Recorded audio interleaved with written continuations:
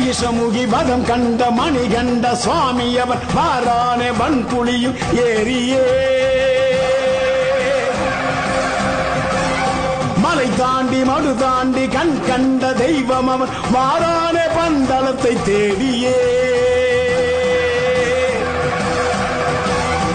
ஆற்று வழி ஊற்று வழி காட்டு வழி கோட்டை வழி கடந்திங்கு வாரானே ஐயப்பா ஆற்றொன்ன தலை நோக்கி மருந்தாகும் புலிப்பாலை கொண்டிங்கு வாரானே ஐயப்பா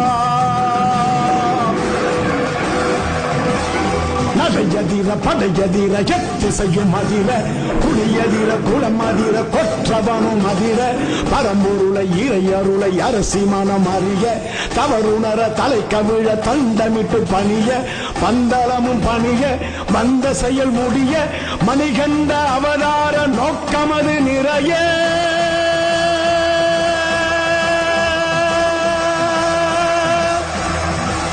வில்லாளி வீரன் புலியை வாகனமாக கொண்டு புலிக்கூட்டம் புடைசூழ பந்தல ராஜ்யத்தை வந்தடைந்தார். அரசவையில் இருந்த அனைவரும் சீறி பாய வேண்டிய புலிகள் மென்னடை போட்டு வரும் இயற்கைக்கு முரணான சம்பவத்தைக் கண்டு வியந்து நின்றார்கள்.